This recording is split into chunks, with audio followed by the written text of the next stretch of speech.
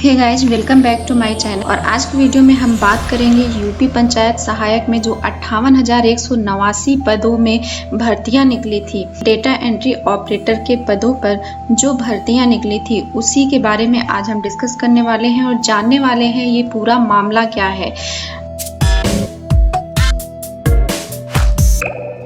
सुनने में आया है कि किसी ने इलाहाबाद हाई कोर्ट में अपनी पिटीशन दायर की है इस भर्ती के खिलाफ। उनका क्या कहना है चलिए हम देख लेते हैं। मैं आपको पिटीशन भी दिखा देती हूँ। अभी मैं हूँ न्यूज 18 की वेबसाइट पे। यहाँ पे देखिए एक खबर भी छपी है। यूपी पंचायत सहायक भर्ती के खिलाफ याचिका पर सुनवाई, कोर्ट ने सरकार से जवाब मांगा। ठीक है, तो यहाँ पर न्यायाधीश एमसी त्रिपाठी ने जौनपुर निवासी देवी प्रसाद शुक्ल की याचिका पर उपरोक्त आदेश दिया है। यानी कि ये जो देवी प्रसाद शुक्ल हैं इन्होंने अपनी एक याचिका कोर्ट में दायर की है। ठीक है, अब ये याचिका इन्होंने क्यों दायर की है चलिए हम देख लेते हैं और मैं आपको दिखा देती हूँ पिटीशन।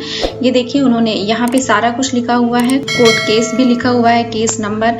तो ये बिल्कुल सही है कि किसी देवी प्रसाद शुक्ला ने अपनी एक याचिका दायर की इस भर्ती के खिलाफ में। चलिए देख लेते हैं कि उनका क्या कहना है और उन्होंने ये याचिका क्यों दायर की है।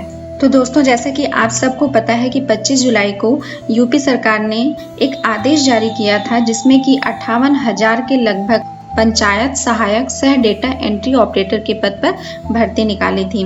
सरकारी आदेश के खिलाफ जो याचिका लगाई है इन महोदय ने, इनकी मांग क्या है चलिए देख लेते हैं। इनकी जो मांग है वो ये है कि पिछले 15 सालों से एक ही पद पर कार्यरत 37,000 ग्राम सेवकों को समायोजित किया जाए। जो ग्राम सेवक के रूप में काम कर रहे हैं पिछले 37 साल से लोग, या फिर पंचायत सहायक भर्ती में उन्हें आयु सीमा में छूट दी जाए और कार्य के अनुभव के आधार पर उन्हें वरीयता दी जाए और उनकी नियुक्ति की जाए, ऐसा इन महोदय का कहना है और इन्होंने याचिका में भी यही कहा है। लेकिन सरकार के आदेश में उनके अनुभव को प्रायोरिटी देने का कोई प्रावधान नहीं है। जो भर्तियां हुई थी उसमें ऐसा कहीं भी नहीं कहा गया था कि उनके अनुभव को वरीयता देते हुए उनको किसी भर्ती प्रक्रिया में सेलेक्ट किया जाएगा। अच्छा, याचिका में ये भी कहा गया है कि इस भर्ती से ग्राम सेवकों की नौकरी की अनिश्चितता बनी रहेगी, यानी कि वो भी संविदा पे हैं इसलिए वो अपनी नौकरी के प्रति निश्चिंत नहीं रहेंगे, तथा नई भर्ती में भाई भतीजावाद और भ्रष्टाचार भी होगा। ऐसे में अनुभवी उम्मीदवार बाहर कर दिए जाएंगे। कोर्ट से मांग की गई है कि वह ग्राम सेवकों के हितों की रक्षा के लिए हस्तक्षेप करे। ठीक है, तो ये तो हो गई पिटीशन देवी प्रसाद शुक्ला की तरफ से। ये पिटीशन कोर्ट में दी गई है। तो चलिए देखते हैं इसका आदेश कब आता है। इसकी अगली सुनवाई 20 अगस्त को होनी है। लेकिन अब मैं आपको काम की बात बताने वाली हूँ, इसको ध्यान से सुनिएगा। कुछ भी बताने के पहले ये एक क्वेश्चन आपकी स्क्रीन पे आएगा, इस क्वेश्चन का जवाब आप कमेंट बॉक्स में दे सकते हैं। आई होप कि आपने क्वेश्चन को अच्छे से देख लिया होगा और आप सबको क्वेश्चन का आंसर पता होगा। तो जल्दी से कमेंट बॉक्स पे कमेंट कर दीजिए इस क्वेश्चन का क्या आंसर है। तो चलिए मैं अब आपको बताती हूँ कि आपको आगे अब क्या करना है। आपका क्वेश्चन होगा कि क्या फिर ये भर्ती भी नहीं हो पाएगी, क्या ये भर्ती भी कोर्ट में लटक जाएगी, क्या ये इस भर्ती को भी खारिज कर दिया जाएगा। तो देखिए अभी ऐसा कोई आदेश नहीं आया है। सरकार ने सुनवाई के लिए डेट दी है 20 अगस्त, और जैसा कि हम सबको पता है कि इसके आवेदन की प्रक्रिया 2 अगस्त से स्टार्ट हो गई थी और लास्ट डेट 17 अगस्त है। ठीक है, जबकि कोर्ट ने उनको सुनवाई के लिए 20 अगस्त की डेट दी है। तो यहाँ पे आपको करना क्या है ये आप जान लीजिए। यहाँ पे आपको ये करना है कि अगर आपने इन फॉर्म को फिल करके अपनी ग्राम सभा या जहाँ पर भी इन फॉर्म को जमा करना है, उसके लिए आप मेरा प्रीवियस वीडियो देख सकते हैं।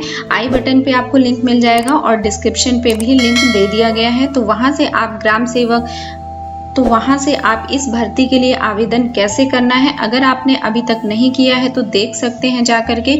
तो इस भर्ती के लिए आपको आवेदन जरूर कर देना है। अभी ये कहीं पर भी नहीं बोला गया है कि ये भर्ती रद्द हो जाएगी या फिर ये भर्ती नहीं होगी। ठीक है। तो आपको 17 अगस्त के पहले अपने आवेदन जरूर कर देने हैं। बाकी बाद में क्या होगा ये देखा जाएगा। ये भर्ती हो भी सकती है और ये नहीं भी हो सकती है। फिलहाल ये भर्ती होने के 99% चांसेज हैं। इसलिए जिन लोगों ने अभी तक ग्राम पंचायत सहायक डेटा एंट्री ऑपरेटर का फॉर्म नहीं भरा है, प्लीज वो भर दें जा करके। अगर उन्हें नहीं भरना पता है कि कैसे फॉर्म को भरना है तो मेरे टेलीग्राम चैनल पे आ जाएं। मैंने वहां पे फॉर्म को पिन कर दिया है। उस फॉर्म को आपको प्रिंट आउट कराना है और उसको फिल करके आपको अपने प्रधान के पास में, या फिर मैंने अपने वीडियो में बताया है कि कहाँ पे आप उसको जमा कर सकते हो, तो आप वीडियो को देख लीजिए, उसमें सारी जानकारी आपको मिल जाएगी। दूसरी बात यह है कि इसका जो सिलेक्शन होगा वो हाई स्कूल और इंटर की मेरिट के आधार पे ही सिलेक्शन होगा, ठीक है।